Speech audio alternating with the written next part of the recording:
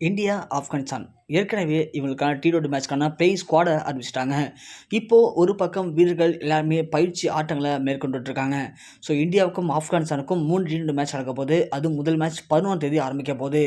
ஏற்கனவே இந்த மேட்ச்ல ரோஹித் சர்மா, விராட் கோலி கலந்துக்க மாட்டாங்க அப்படின்ற மாதிரியான அறிவிப்பு ஏற்கனவே வெளியாக இருந்தது.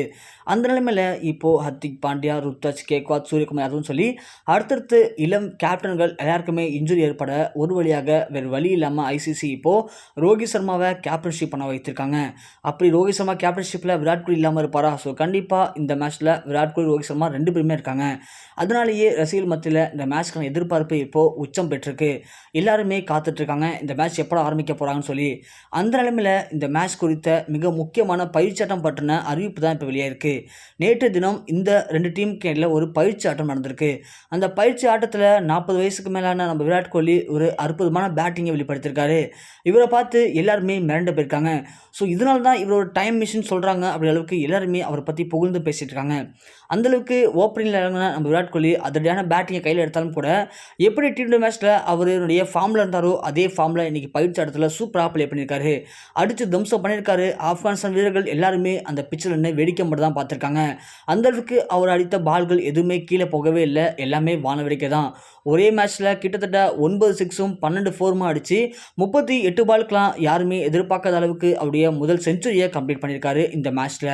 இதனால் அவர் கிட்டத்தட்ட 42 பாலுக்கு 109 ரன்கள் அடித்து அந்த மேட்ச்சில் அவுட் ஆயிருக்காரு.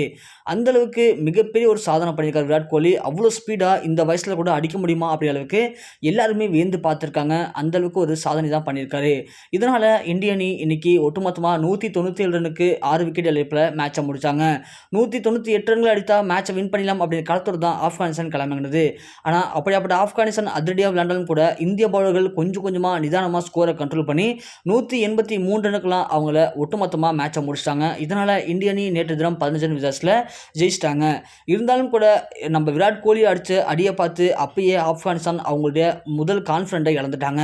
அதுவே அவங்களுக்கு மிகப்பெரிய பின்னடைவாக பார்க்கப்பட்டது. ஏன்னா வெறும் 38 பாலுக்கு அவர் செஞ்சுரி அடிச்சிருக்காரு. அந்தளவுக்கு ரொம்பவுமே ஸ்பீடான ஒரு பேட்டிங் வெளிப்படுத்திருக்காரு. குறிப்பாக இந்த வயசில் கூட இப்படி ஒரு பேட்டிங் வெளிப்படுத்த முடியுமா அப்படிங்கிறது தான் அவங்களுடைய மிகப்பெரிய ஒரு கேள்விக்குறியாக இருந்திருக்கு. எல்லாருமே பார்த்து மிரண்டு போயிருக்காங்க.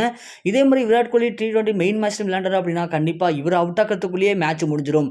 அதுக்கு பிறகு எப்படி ஆப்கானிஸ்தான் ஜெயிக்க முடியும்? ஸோ கண்டிப்பாக இவர் அவுட் ஆக்கிறதுக்கே நம்ம பலவிதமான ட்ரிக்ஸை யூஸ் பண்ண வேண்டியது இருக்குமோ அப்படிங்கிற அளவுக்கு அவங்க எல்லாருமே திகைச்சு போய் பார்த்துருக்காங்க. அந்தளவுக்கு ஒரு அற்புதமான பேட்டிங்கை தான் விராட் கோலி இன்னைக்கு வெளிப்படுத்தி ஒட்டுமொத்த ஆப்கானிஸ்தானுமே இன்னைக்கு அதிர்ச்சி அடைய வைத்திருக்காரு.